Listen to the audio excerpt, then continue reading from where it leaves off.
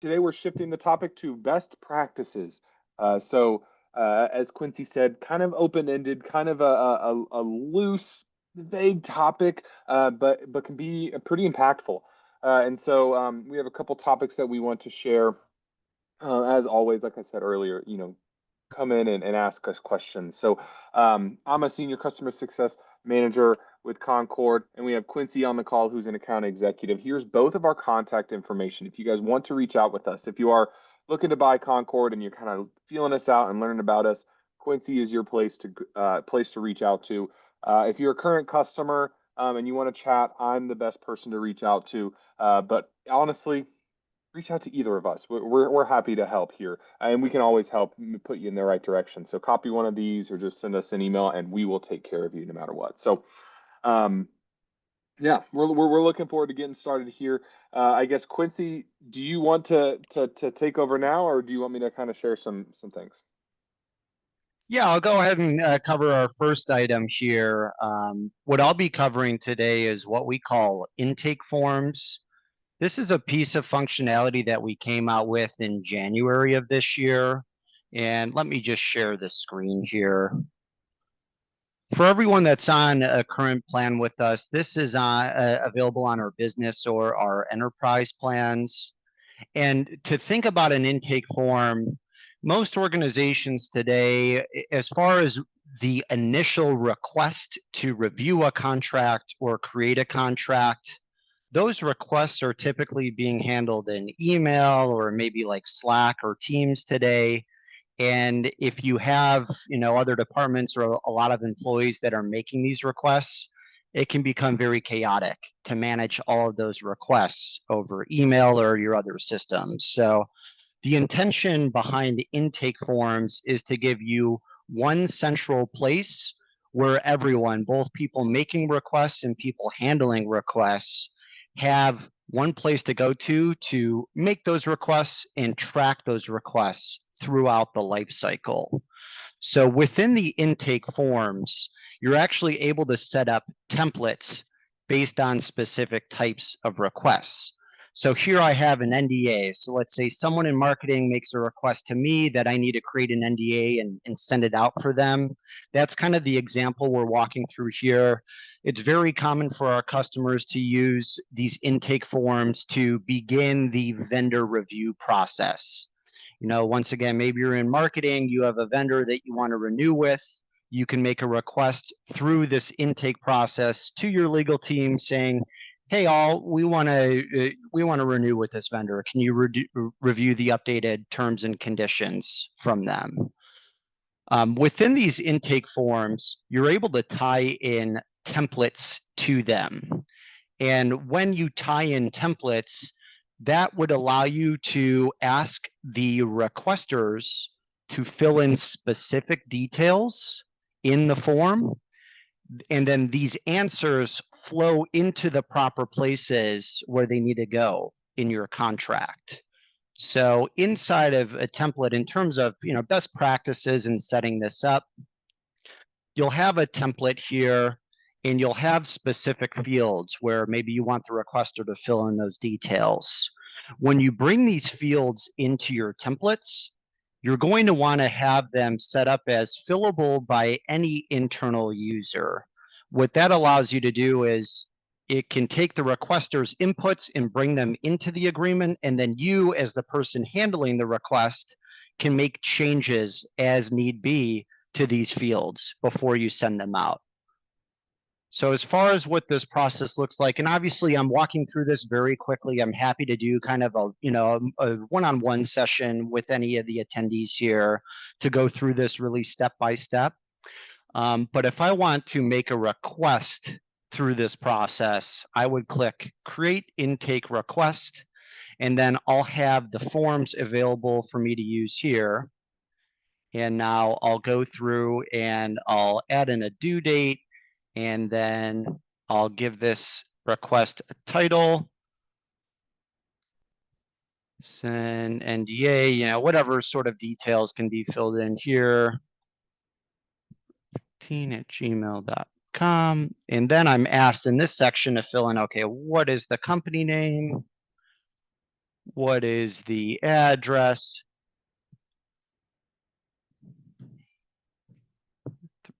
One, and then the phone number. So now I, as the requester, have filled in all the details, so I'll go ahead and submit the request. And then your colleagues who have a high enough permission level in the system who are responsible for handling these requests will receive a notification that there's a new request in the system. They're able to open up the request like this, take a look at the details. Maybe they want to assign the request to themselves or another member of their team to handle. And ultimately, when the request is accepted, we'll go ahead and create a document. And then the template that I just showed earlier is going to be pre-filled in with all of the specific details. And here I can see whoever made the request, did not capitalize the I in Wisconsin here. So now I've made the easy change.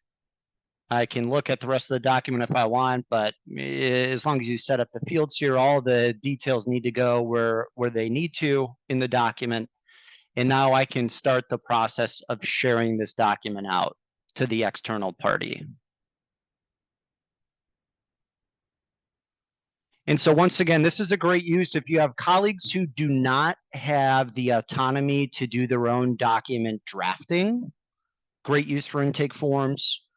Or if you have, if you're in procurement and you're getting a lot of requests to review contracts and it's frankly a pain in the butt to handle all these requests over email, that's another great use to bring in sort of a contract review form into Concord, and then you can have all of your colleagues submit requests directly in the system, and then everyone can see a nice single pane of glass of the requests as well as where they're at in the life cycle. Yeah, Quincy, that procurement example, I just had a customer actually build a procurement use case with this intake form, and it's pretty cool what they've done. It's like the questionnaire and like the document, the template itself is like kind of just like a general questionnaire. It doesn't look like a contract, but it's really cool. It's like, hey, who's the district? It's a school district. Who's the district representative? Who's the vendor representative, right? And then the attachment, the expectation for the users is to attach the actual contract or the order form or something like that. It's a pretty cool system because then what that head of procurement's able to do is read through the questionnaire, make sure all of that information is recorded. We're actually using properties in order to store that information.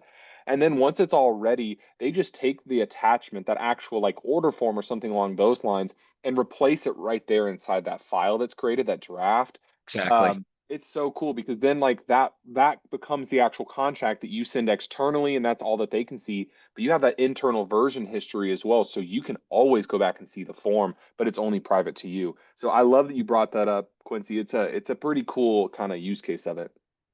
It is, and I find myself educating a lot of prospects I work with, people who have not purchased Concord yet.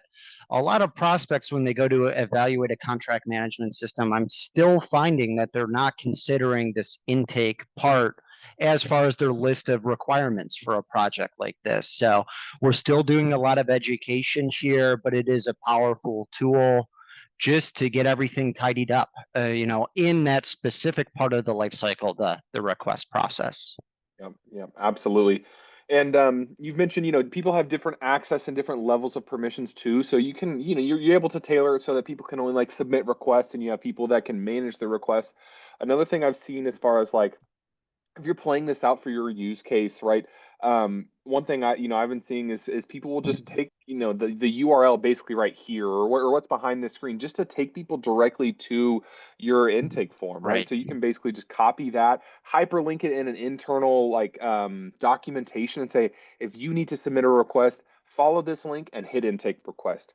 Everything the way that we've designed it is pretty much straightforward. People just have to hit the drop down, do exactly what Quincy just showed, choose the appropriate intake form for them. And yeah, you can make this pretty simple for your users if that's typically kind of the desire here.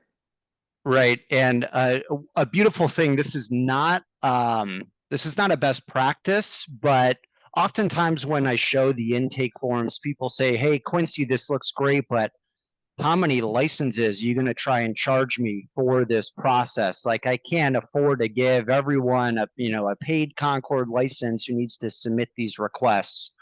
The people that are doing this process here where they're creating the request, they can use a free viewer license of Concord. So this is not something where you would need to be charged additionally for just giving license to people making requests. Just set them up as a free viewer, and then they'll be able to access that intake section in their Concord account. Yep. Great call out. I don't know if you smoothly saw what was in the Q&A, but that was the I did exact not, question but that was there. Lauren, That was yeah, perfect. Yep. yeah, That I was did perfect. not So see Lauren, we hope that, we but answered your question there. Yeah. So yeah, and that's great. There's the Q&A as well. So that was a question that was in the Q&A in the chat. Bring the questions. And that's a really good point, Quincy. Like people are able to get some really good value out of this through that. Blake, I'll pass it over to you if you want to go through the termination notice setup, Yeah, and absolutely. then Yeah, that definitely. So a lot of you guys, deadlines are really valuable, right? Of course, that's one of the reasons why a lot of people purchase this is because you guys have deadlines on your contracts that you need to be reminded about. One thing that's specifically interesting is that termination notice deadline. And so that's what Quincy's asking me to cover today. And I think it's a really good idea because a lot of times you pass this like 30-day notice period and then you're kind of stuck in a contract. You can't, recreate or negotiate a contract because it's too late. And so while having your end dates in here is absolutely valuable, there's also another deadline that you can keep track of, and that's what we're calling the termination deadline. This may be review for some folks, but I just really want to make sure to cover it. So if I show you guys one of those weekly deadline reminder emails, and we're coming out with even more different ways where you can sort of manage your deadlines, but it's this one right here. And so I want to make sure you guys know how to configure this, And so if I come to my lifecycle details, the first thing I'll say here, I'm going to show you how to input this manually, because that's going to cover everybody's use case. But the great news is, if you guys don't know about this already, the AI is going to pull all this information for you for every single one of your contracts, including the termination notice deadline. So I'm going to show you how to do it manually, just so that you guys know at the very base how to do it, but know that the AI is pulling this information for you. So I'm actually going to take a step back and talk about all of the deadlines that are covered here, because if you're familiar with those deadlines, if I come back and show you an example of one of those weekly deadline reminders, there's multiple deadline types that are included here in this email. We'll actually remind you of 6 different deadlines. And so what I'm going to do is I'm going to show you all of them, focusing on that termination notice deadline and how to add it. So if I click this open, actually, no, I'm not going to do that yet. Let me tell you all 6 of those deadlines. So within this section right here, there's 4 of them. We'll remind you about effective dates. We consider that a deadline, when a contract in the future is getting ready to start. We'll remind you about that. We'll remind you about the end date, or the expiration date. Just a classic, when does the contract end? If it's past its end date and it's in its like renewal phase, we'll remind you about renewal deadlines. And then the final one that's captured here in these life cycle section is going to be termination notice deadlines. And so that's what we're going to focus on. That's what I'm going to make sure you guys know about, because it's kind of an odd concept here to consider. So the first thing you want to do in order to capture an effective date is to give it a signing date, and then that's the first step, right? If I don't do anything else, Concord will assume that the signing date is the effective date. Now, if an effective date is listed, it will also list the effective. You can also override it or change the effective date. Maybe it was signed on November 26th, but it isn't actually effective until November 30th in those situations. So if this happens in the future, you can see that this was effective on the in 2023 year. But if this happens in the future, that's an effective date deadline. You can add a duration. If I say for a period of a certain amount of years, months, days, or weeks, right, that will influence the deadline. I can also just choose a specific date. Here I've chosen November 26, 2025. Expiration date, boom, that's in there. So we have expiration and effective dates covered. Next, we have renewal details as well. So once November 26 passes, my contract goes it goes for another year. It lasts for a period of 1 year, and it's written into the terms of the agreement, and it only happens one time. Let's say it happens 2 times here. So this is that third deadline that we'll capture for you. And that's going to be once it passes November 26, 2025, it's in that renewal period, and it's now, and that's a renewal deadline that we'll remind you about. Now, finally, that fourth deadline that I said we're going to cover is this notification of non-renewal. I want to be very clear here. You are not telling Concord, I want to be notified on this specific date. You're not telling Concord you're not setting up one reminder for a contract. Rather, this is a separate deadline. So let me give an example here. Let's say this contract has a 60-day notice period. That means I need to let this contracting party know 60 days before this date that there's a deadline. So if I just look in a calendar, I go back 30 days, 60 days, that means that there's a separate deadline in this contract for September 26th that I need to let the parties know before September 26th that I'm not renewing my contract. So that's what I'm trying to show you is how it's a great opportunity for you guys to start renegotiating the terms of your contracts, maybe to save some money or get out of contracts or hold people to some things, right? If you are, if people are, are trying to terminate with you guys, this termination notice deadline, think of it as a separate deadline. So as soon as you have information in here, right, that's that fourth deadline. The way that it works in your deadline reminder is if I come in here, right, if I think about this, if I'm approaching that September 26th mark, it's actually going to show up first in this termination notice deadline section. So we don't want to show you too many contracts in here at once. So since the termination notice deadline is always going to show up, it would start to show up in this section here, and it would say, 2025, 9, 2026, depending on your date format, but it would say September 26, 2025. Once it passes that period for the next 60 days, then it will live in this expiration date section. So it's kind of confusing. It's a little bit confusing, but it can be a really powerful tool to help you say, okay, you guys have this many days left until September 26th, where you can kind of, renegotiate the terms of your contract or discuss, termination. So I hope that's making sense. Please come into the chat if it's not. If you want me just to say something, that's not going to hurt my feelings. Or if you just want me to help clarify something, that would be great too. I'm going to talk about those last two deadlines that I didn't talk about because everybody should know about them. And then I'm going to get to this last intake form question or maybe pass off to Quincy there. But I want to cover what I call custom deadlines. And if I come back to this section here, we call them key terms. They're either financial terms or just expiration dates, or at least that's, if you're familiar with Concord historically, we would call them clauses, financial clause and other clause. But you are able, everyone, to create custom deadlines. A really common example of this is like a certificate of insurance maybe expires, and it has nothing to do with the life cycle of the actual agreement, but you may need to know about it. So come down here to add term, select term, and custom term. Here's where you can say, I'm going to go COI expires. You can add a description if you want, but really this duration or frequency is where the money's at. Once you add this duration or frequency, you can tell Concord about a custom deadline. So I'm just going to put, maybe let's say this one expires, I don't know, September 3rd here. Add that term. Now this is going to be a custom deadline, a key term that's going to show you sort of when when that certificate of insurance expires. So there you are. I just wanted to make sure you guys know about these custom deadlines because they can be really, really valuable. Really, really valuable. I have a question here. Is it possible to set an effective date to a past date? 100%. Yes, absolutely. So I'm doing that here actually. So I can modify just by clicking on that life cycle section there. I can come in and I can make the effective date whatever I want to.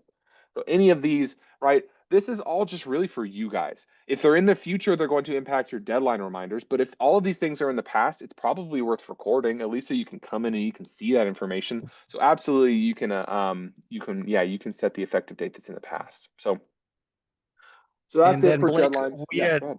we had the other question from Lauren on being able to show a vendor supplied intake request process, for like a vendor contract. I don't know if you have anything set up on your side. I had mentioned I can send something to Lauren after. I just need to set it up. Yeah, I don't have anything set up for me now, but that's a great idea. Maybe we'll connect with her offline, and send something. And if that's you, if that kind of use case resonates with you, just yeah, reach out to us in that email, and we'll be happy to kind of set up those use cases. That's a And great idea, then I'll Quincy. make a note with Alice because I'm sure Lauren's not going to be the only person that wants to see that. So I'll record something for all the attendees here and then we can ship it out to everyone. That's a great idea. I love that. Thank you. Yeah. We hope this was valuable for y'all. We're kind of thinking about ideas and things that we, find valuable. So the first thing I want to do is just invite you guys to go to the chat one last time to put up any questions.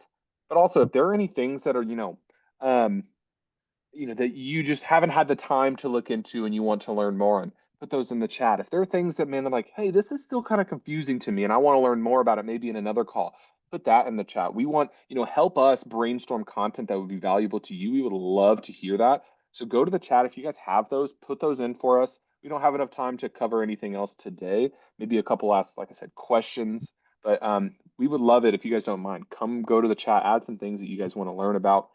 If nothing comes in, we'll still generate content. But yeah. The one other piece that I'll bring up that I like to use, and granted, I'm a salesperson. I don't think we have many salespeople on this call here, but it may be valuable for you all to be able to track in real time where contracts are at and if your recipients are reviewing contracts. I use that quite a bit for my own forecasting purposes. And I find a lot of customers don't use this activity section inside of Concord. So, Blake, if you can pass the share to me, Yep. I'll just share this quickly. So inside of your Concord account, I'm working as an administrator here. So I can see all the activities of all my users. I can see who they're sending documents to. And if I want to keep tabs on, okay, do we have recipients reviewing contracts? Because that's an important step. Certainly, someone has to review a contract before they sign it. There is this activity section here. It's under the reporting button in your Concord account. And there's these activities here. So this I can see, okay, I have some colleagues that are generating documents. Great, that looks fine. And let me actually, I'm just going to switch accounts quickly so you can actually see when people are reviewing contracts. Just give me one moment. And real quick, actually, while it's loading, Quincy, I have a cool little update. This is actually very soon going to be exportable, like very, very soon. We're gonna have the ability in the top right hand corner to like export this information.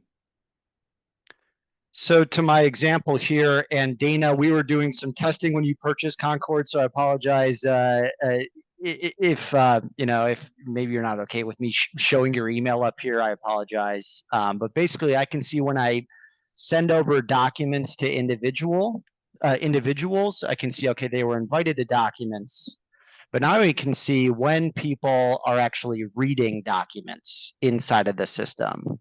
So as a salesperson, I can see, okay, maybe I sent a contract to 2 or 3 recipients and only one of those individuals has opened the contract.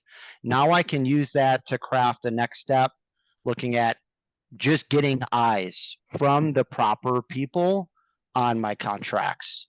So it's a section I suggest checking out if you do anything customer facing related, if part of your responsibility is getting contracts signed and getting them signed quickly, I suggest checking out this activity section to, help with things like follow-ups. Mm, yep. I love that. That's a great call out. I think it's an underutilized, very valuable tool that kind of is just like kind of just hanging out there. So yeah. We have some people coming in, Quincy. That's an amazing call out there.